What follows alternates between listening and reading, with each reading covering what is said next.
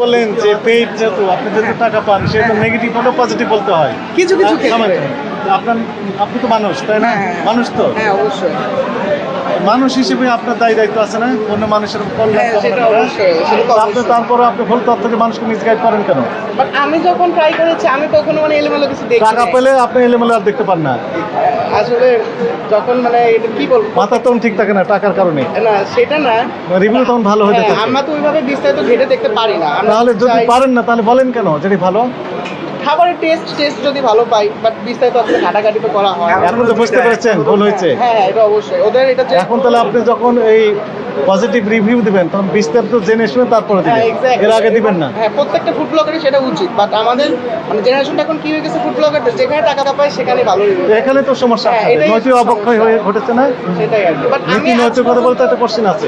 But আজ পর্যন্ত আমি রাব্বানিতে খারাপ কিছু পাই নাই। But এই আজকে কি first time- দেখলেন? আমরা আজকে first time দেখলাম আজকে। আপনার ফুড ব্লগার? না না না না, না, না। আমি দেখলাম আর কি, আমি রাপানিতে খাওয়া দাওয়া করছি। ওর আপনাদের খাওয়া দাওয়া করে রাখে। আমি আজকে মেনলি আসছিলাম আমার পাশের উনি restaurant- আপনার সাথে আসছেন মনে হয়। হ্যাঁ, হ্যাঁ, আমার একই গ্রুপের ইনারা আছেন, টাকা পেলেই ভালো, টাকা না পেলেন নাই। বাট সাডেনলি এগুলো করবেন না। শুট করতে আসি। শুধু একটা প্রশ্ন রাখতে চাই, সেটা হলো যে মনে করেন আপনার এই রিভিউ দেখে 10 জন মানুষ খাইতে আসলো, 5 জন মানুষের শারীরিক অসুস্থতা হলো, আপনি যে পেইড ভাবে যেভাবে প্রমোশন করেন সেটা কি তার ক্ষতিপূরণ দিতে পারবেন? তা সেটা তো কখনোই সম্ভব না, এটা অবশ্যই। এটা আসলে ভুল হয়েছে, এটা ঠিক। আসলে আমরা তো ঘাটাঘাটি করে দেখি না, সত্যি কথা বলতে গেলে। মানে পেজ যখন পাই আসি রিভিউ করি, ভালোটা ভালো বলি, খারাপটা হলে কিছুটা খারাপ বলে ট্রাই লেজেন্ডটা করি। কি বলেন তো, কি শিখলেন? হ্যাঁ, হ্যাঁ। কি শিখলেন আজকে অভিযান থেকে? না, অবশ্যই আমাদের আগে টাকা না, আগে মানুষের স্বাস্থ্যের দিকটা নজর দেওয়া উচিত, যে কোন জিনিসটা মানুষের শরীরকে ক্ষতি করছে, যেটা মানুষের ক্ষতি করছে সেটা অবশ্যই আমাদের করা উচিত না।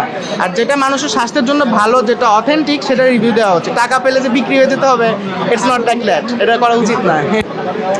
ফুড আপে আমার সমস্যা না, আপনার মানে ব্লগার যারা তাদের উদ্দেশ্যে না, প্রত্যেকটা ফুড ব্লগারের মানে হিসেবে আমি বলবো যে এখন বড় থেকে ছোট যে কজন ফুড ব্লগারই আছে, পেমেন্ট পেলেই তারা কি মানে রিভিউ দিয়ে দেয় যে খুব ভালো, ভালো না হলেও ভালো বলে রেস্টুরেন্ট কর্তৃপক্ষে।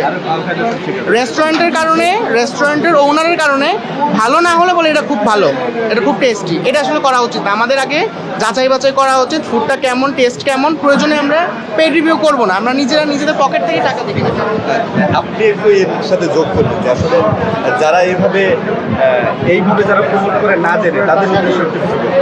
বা হলো পেইডলি যারা আনএথিক্যাল বিজনেস, উনি বলছেন আনএথিক্যাল বিজনেস, জেনে শুনে তারপরে তো প্রমোট করা উচিত, তাই না? এই রেসপন্সিবিলিটি না নিতে হবে।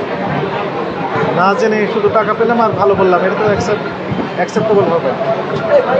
যে কাস্টমার প্রতারিত হচ্ছেন কিনা সেটাও তো তার ভেবে দেখা উচিত, সেটা ওনারা করছেন। যদি উনি ফ্র্যাঙ্কলি স্বীকার করলেন যে টাকা যখন পান তখন দেখা যাচ্ছে এই কি বললেন উনি,